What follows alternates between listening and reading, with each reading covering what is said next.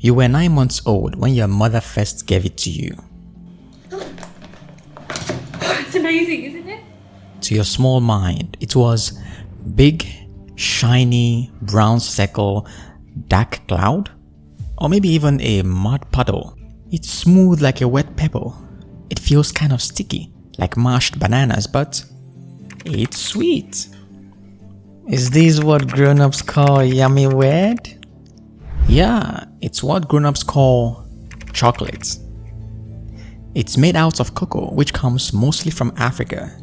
It's high in calories, sugar, and saturated fat, which is the reason why you would need 3 hours to get out of your car in the future.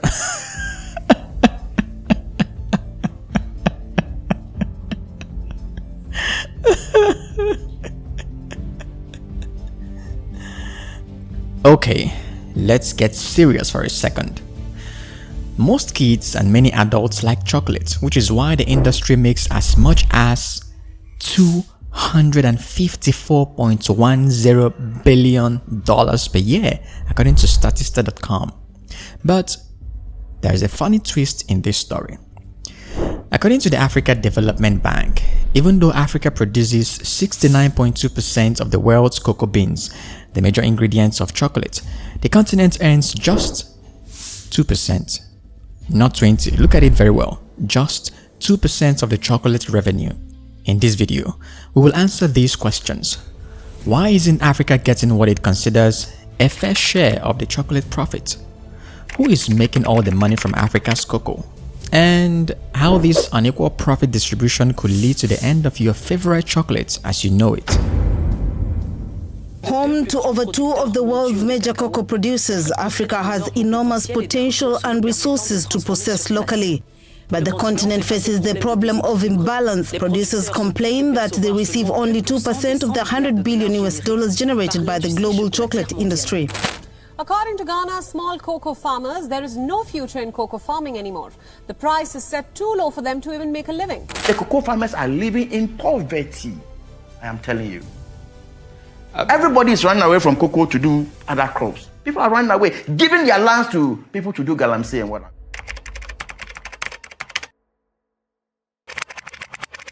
To understand why Africa isn't making money from its cocoa, we have to first understand where cocoa beans can be produced.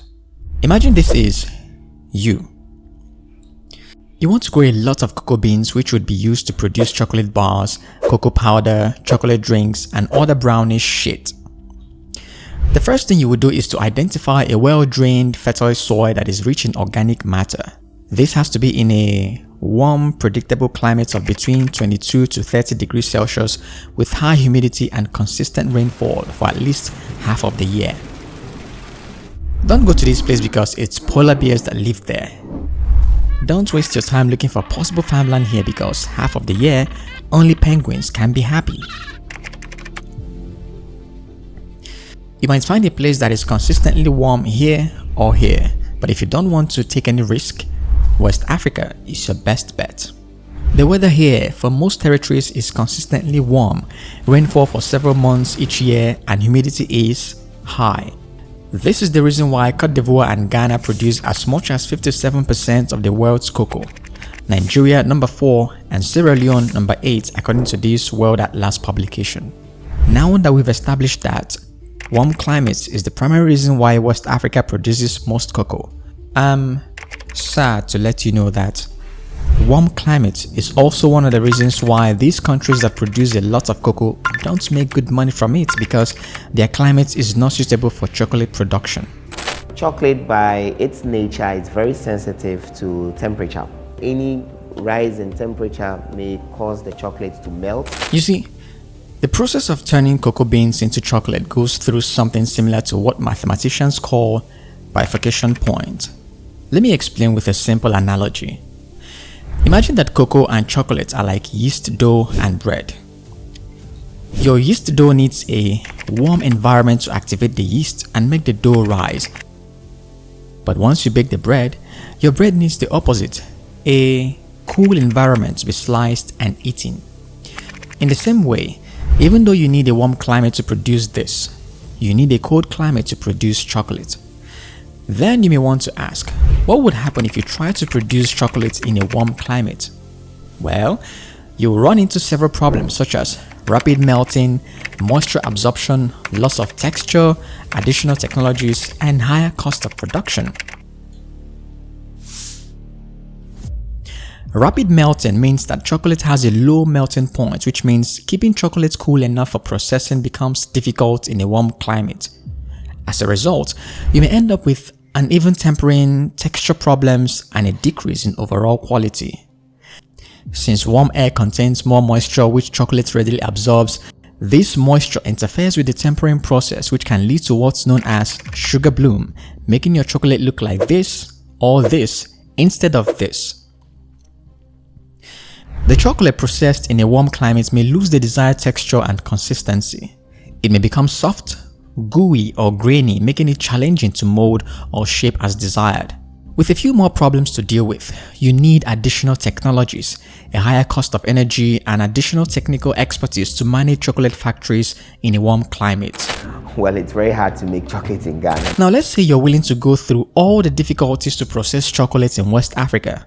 Then when you finally process it, it will be very expensive. Since you'll be competing in the same markets with European and American companies that don't have all these costs, I guess your son wants to have a word with you before you start. Pops, can you give me my inheritance before you start this choco business?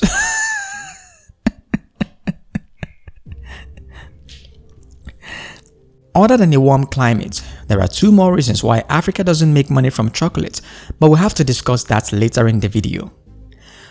Now that we have established that it's difficult to make chocolate in West Africa's warm climate that produces cocoa, what then can Africa's cocoa farmers do?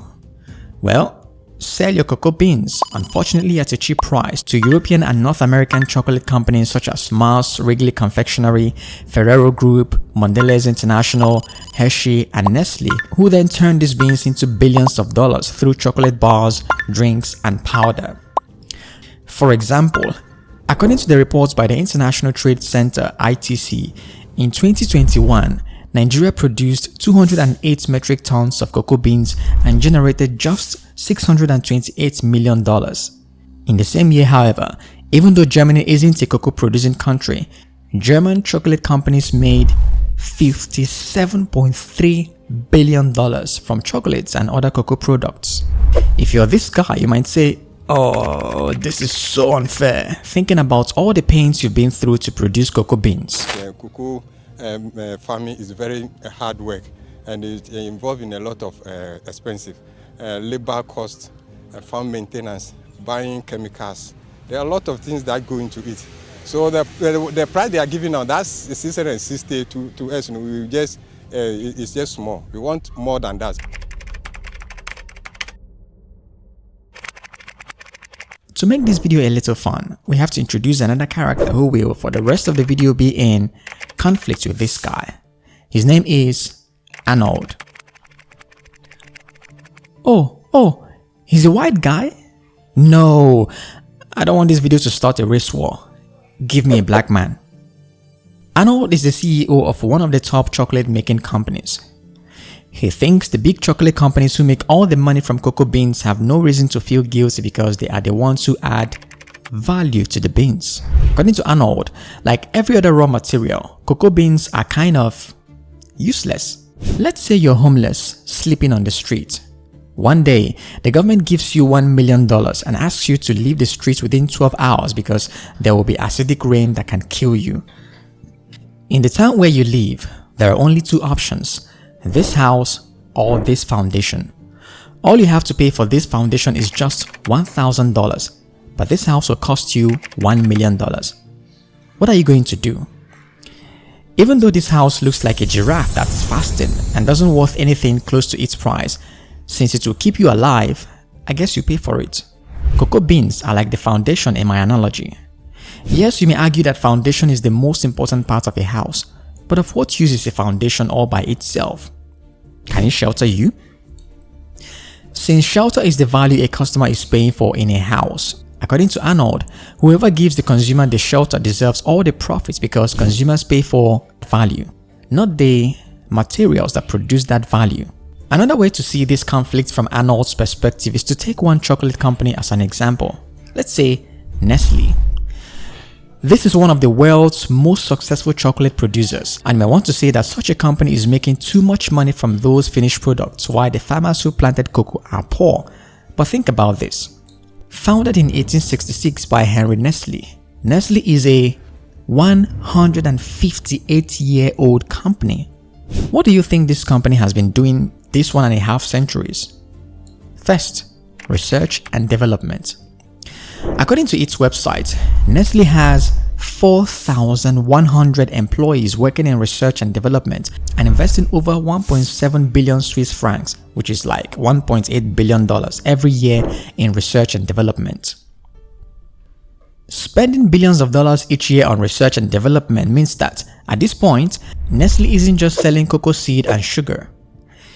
People like Arnold will tell you that it means that for more than 100 years, Nestle has worked to improve product formulations, develop innovative manufacturing techniques, explore new and novel ingredients, improve production methods, reduce operational costs, increase productivity, gain customer insights, and discover technologies and methods to enhance the taste, texture, flavors, formats, and nutritional value of these products. In chapter 4 of his 2004 book, 0 to 1, the former PayPal CEO Peter Thiel wrote, "All successful businesses are built around a secret." Everything I mentioned here are the secrets behind a successful chocolate company. Without these secrets, your cocoa pod is actually useless, isn't it? The second thing a company like Nestle has done in the last 150 years is building strategic partnerships, collaboration, and acquisition of other chocolate and food companies such as Cadbury by Mondelez, Libby's, Stouffer's, L'Oreal, Alcon Laboratories Incorporated, Carnation Company, Freshly, Chef America, Kraft Foods, and D'Onofrio. Acquiring these companies means having access to additional secrets, better production techniques, and bigger market penetration, which all work to add more value to chocolate products, crash prices, and make chocolates readily available to more healthy, fit, and athletic people. The third thing any company that has lasted a century has done successfully obviously is building a strong brand.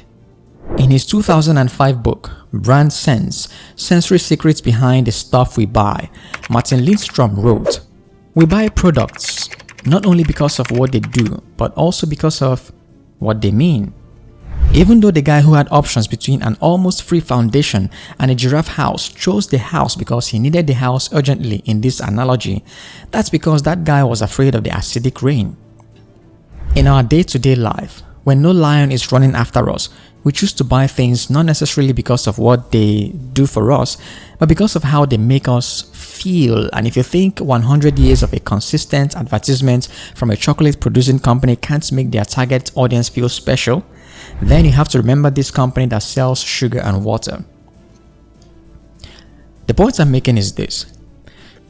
Even though a cocoa farmer like Jude can tell you about how hard he works to grow cocoa and how his produce is the foundation for a $200 billion industry, a chocolate CEO like Arnold can also tell you about how it's his effort, research, technologies, brand, and secrets that turn what would have been a useless farm produce into billions. So, who among these guys do you think is right?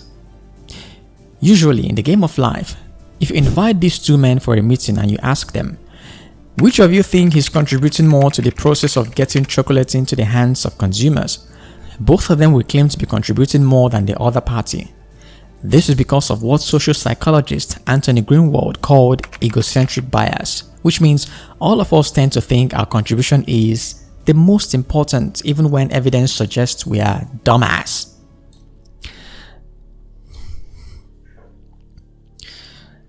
Now that we can't get any of these guys to concede, what do you think determines who gets paid more? Options and scarcity. If cocoa farmers could control the supply of cocoa beans, then the law of supply and demand suggests that chocolate companies would be forced to pay more for the beans. OPEC, that's the Organization of the Petroleum Exporting Countries, the Bears Group, which produces diamonds, and rare earth element producers, which produce a group of 17 specialized metals, all do this successfully. However, even though cocoa farmers have an organization they call the Federation of Cocoa Commerce, FCC, headquartered in London, unlike OPEC, whose members are only 13 countries, and the Bears Group, which can be controlled single-handedly by a few people in South Africa, according to International Institute for Sustainable Development, there are more than 6 million cocoa farmers in Africa.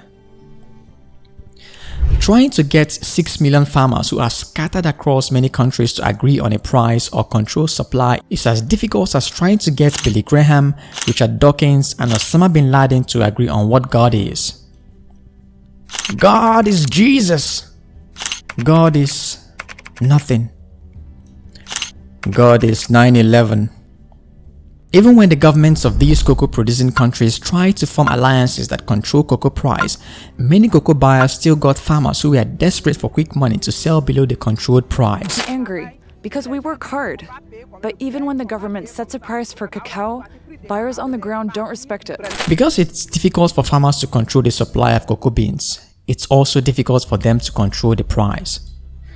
If the cocoa farmers couldn't successfully play the game of scarcity like OPEC, the Bears Group, and other raw material producers do, then the chocolate companies would play the game of options. The chief executive of Cocoa Board, Joseph Boahen Edu, has accused European companies that buy cocoa beans from Ghana and Ivory Coast of deliberately setting conditions that always keep the global prices of cocoa beans down. According to him, cocoa farmers from the two countries have been made worse off due to the unfair pricing regime dictated by European companies.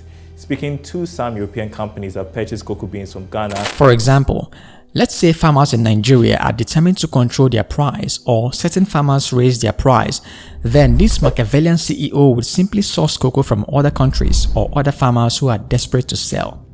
Again, whoever can play any of these two games the smartest gets paid more. This then leads us to the most important question of all. Why can't Africa process its cocoa beans into chocolates and other cocoa products? Earlier in this video, I've explained one of the reasons why Africa doesn't produce chocolate, which is that the warm climate that produces cocoa beans isn't good for processing it into chocolate. I promise to share more reasons why Africa doesn't process chocolates with you, so let's do that quickly.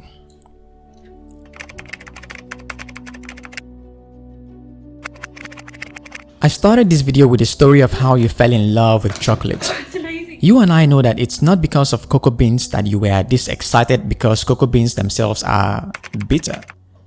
To make it a chocolate that people like, you need a lot of milk, vanilla, or other flavoring agents, and tons of sugar.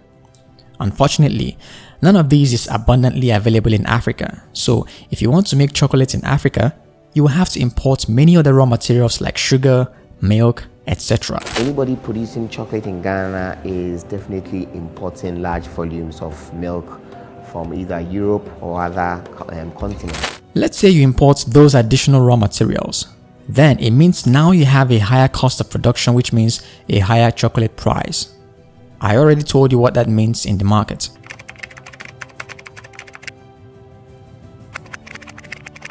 Let's be realistic for a second. If any chocolate company is ever going to be successful in Africa, such a company would have to compete with other multinationals like XXX because of globalization, since those companies take their products to everywhere in the world, including Africa. But for the sake of argument, let's say Ghana or Cote d'Ivoire decides to increase tariffs or even ban the importation of chocolates and other cocoa products to encourage local manufacturers. Then comes another sad news. Africans don't eat chocolate or its related products as much as Europe and America. According to this 2018 publication by the Economic Times, Africans only account for 3.28% of the chocolate that is consumed globally, which means a chocolate manufacturer in Africa can't compete either with cost, technologies, or innovation with the established 100-year-old European or American companies. But even in its country, nobody eats chocolates.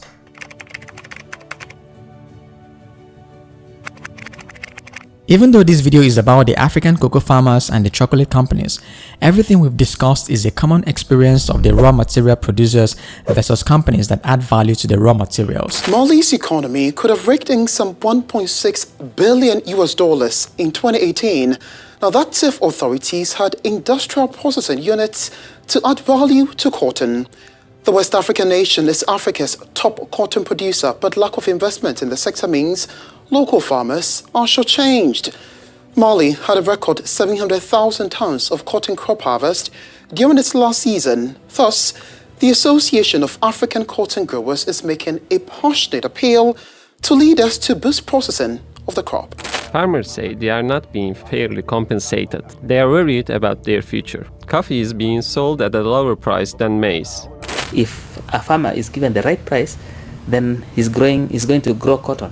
For many people, the problem is that the price of rubber has dropped and it has changed everything. Things are not the way they used to be. The farms are not maintained. Farmers have no means to buy fertilizers and there are no equipment to maintain the farms. Farmers are complaining because they put so much effort into the cultivation, but the return from the market is too low. On top of that, our currency is devaluating, so life is difficult. I started this video with a statistic that shows that Africa earns just 2% from the chocolate revenue. I need to clarify that other sources mention between 5 to 10%, but even at 10%, Africa still feels underpaid. Why paying cocoa farmers income that can't sustain them may look like a smart trick from the big chocolate CEOs, if at the end of the day, more and more farmers are abandoning cocoa farming, the result will be that the cocoa beans will become scarce and your favorite chocolate will be more expensive. But what can Africa do? Well, the only solution would have been to turn cocoa beans into chocolate in Africa so that the continent could make all the money from cocoa. But as explained in this video, there are 3 big problems with that. First, the West African warm climate and high humidity that's good for cocoa is not suitable for processing chocolate. Second, many other raw materials you need to process chocolate such as milk, sugar, etc. are not cheaply available in Africa, meaning you will have to import them, adding to your cost of production and price. And third, probably the worst, Africans don't eat chocolate as much as Europeans and Americans, which means even if you want to dominate your home market, there is no market there to start with. These 3 problems and a few others are the reasons why Africa doesn't process its chocolate, and when all you can do is to sell your raw materials to people who will add value, people like Arnold simply tell you that they are the one who deserve all the profits. And what can you do? In his 1848 book, The Communist Manifesto, German-born philosopher and socialist Karl Marx wrote, "The history of all hitherto existing human society is the history of class struggles." The struggle between the African cocoa farmers and CEOs of chocolate companies is what Karl Marx referred to as class struggle. It's the same reason the hardworking factory workers get paid the least.